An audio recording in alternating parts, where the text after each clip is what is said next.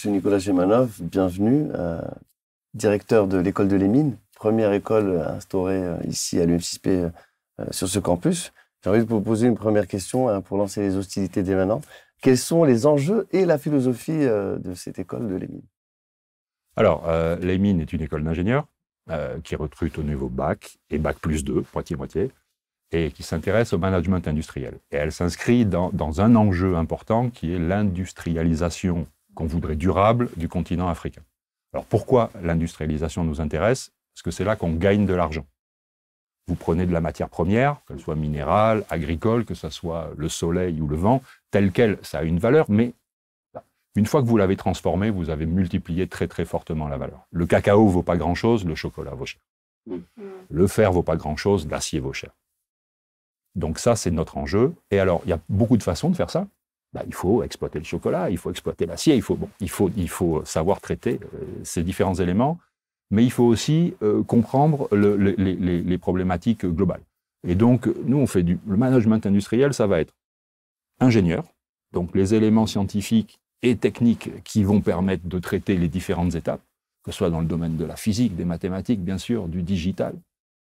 Manager, parce qu'on veut participer aux prises de décision. Et donc, il faut qu'ils aient aussi les dimensions stratégiques, économiques, environnementales, risques, juridiques. Et entrepreneur, parce que sans prise de risque, sans prise d'initiative, on ne fera pas bouger le continent. Donc voilà, ingénieur, manager, entrepreneur, pour faire très complète pour faire avancer l'industrie au Maroc, au continent et au-delà.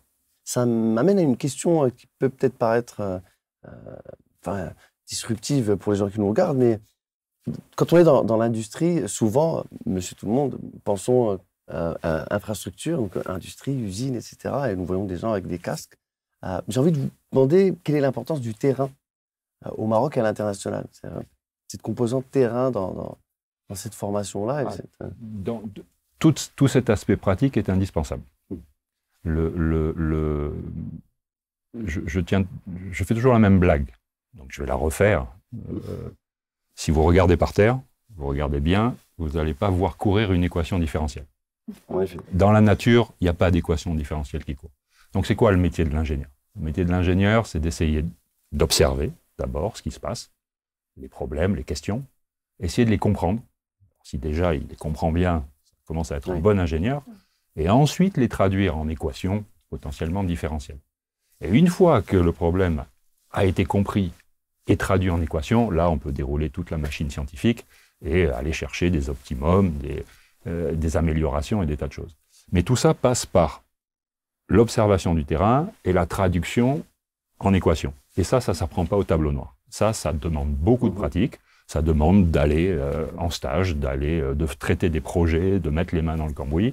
Et à titre d'illustration, dans notre école, chaque élève, à la fin de son cursus, sera passé dans un stage d'observation en géologie, sera passé dans un stage ouvrier, aura fait un shadowing d'un cadre supérieur pendant une période déterminée en entreprise, aura fait une mobilité internationale de 3 à 4 mois, obligatoire, dans différents pays, en Amérique latine, en Asie du Sud-Est principalement, et aura fait 6 mois de PFE. Ce qui veut dire qu'il aura fait une année cumulée de terrain, à laquelle vous pouvez ajouter tous les projets qu'il aura eu à mener dans le cadre de sa scolarité, que ce soit en application d'un cours donné ou que ce soit à la place d'un cours donné dans des esprits plus learning by doing. Magnifique. En fait, ça vient nourrir, renforcer, donner vie en fait à cet esprit de learning by doing que nous prenons à longueur de journée. Merci de l'avoir expliqué parce que c'est vrai qu'aujourd'hui, ça permet de se projeter dans une formation qui permet une insertion beaucoup plus forte, plus solide dans le monde du travail. Donc, merci pour ça. Et justement, en parlant de stage et de terrain, l'importance du terrain, quelles possibilités d'échange sont offertes aux étudiants de les mines? Alors, je ne sais pas qu'est-ce que vous entendez par le mot échange, mais les mobilités à l'étranger sont faites avec la Colombie, le Mexique, le Brésil. Alors, au Brésil, cette année, ils vont partir à l'USP, à São Paulo. Ils vont partir à l'UFRJ à Rio de Janeiro, et ils vont partir à Fortaleza. Au Mexique, c'est dans le cadre de partenariat avec l'IRD. En Colombie, c'est une partie plus avec des militaires. À l'autre bout de la planète, certains vont aller en Malaisie, alors chez Unitaid, ou l'université de Mara, ou l'université de Malaya. D'autres vont aller à l'ICBA à Dubaï. Certains vont aller en Jordanie. Et on en a qui vont aller dans le centre nucléaire à Madagascar pour descendre maintenant. Il y en a qui vont aller à l'université faire un peu de mathématiques appliquées et de data science au Sénégal, à Dakar.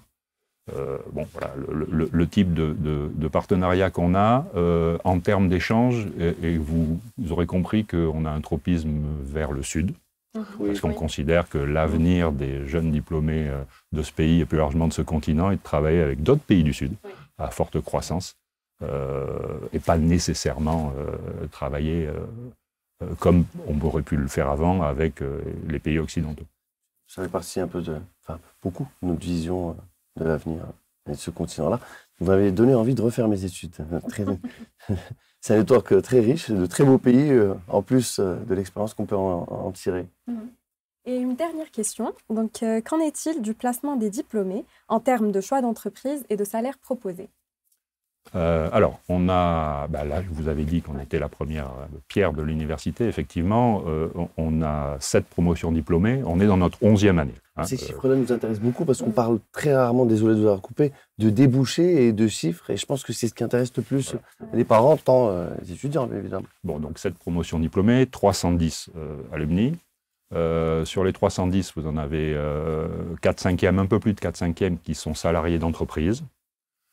Et le petit 5e qui reste vont être en formation salariée, c'est-à-dire en PhD principalement, un petit peu en préparation d'agrégation. Certains vont continuer leurs études, tous à l'étranger. Et vous en avez une quinzaine qui ont fait leur propre entreprise, leur propre start-up, et qui vivent de cette start-up. Donc ça, c'est le panorama des 310. Là-dedans, vous en avez 3/4 qui travaillent au Maroc, 1/4 qui travaillent à l'étranger, un peu en Afrique, beaucoup en Europe, pour ce quart-là. Et en termes de ceux qui sont en entreprise, alors ils se répartissent aujourd'hui à date dans 102 entreprises, donc au Maroc et à l'étranger, qui vont couvrir tous les champs des entreprises de production, alors que ce soit matières premières du type OCP, mais aussi les éléments agricoles et autres, ou industrie transformée. Donc on va trouver le monde pharmaceutique, on va trouver le monde de l'automobile, de l'aéronautique, on va trouver ce genre de choses. Et puis les L'Oréal et autres cosmétiques. Ensuite, vous avez le monde des services, avec le conseil en stratégie, de BCG, McKinsey, toutes les sociétés de services en data science, les sociétés de services dans le domaine de la logistique qui sont importantes chez nous. Ensuite, on a toute la partie distribution, la partie banque qui a été assez développée, et puis quelques-uns qui travaillent dans des institutions comme l'Université Mohamed VI Polytechnique ou d'autres organismes. Salaire premier emploi au 1er septembre de l'année du dernier diplômé, 17 300 dirhams net pour les 53 qui travaillent en entreprise.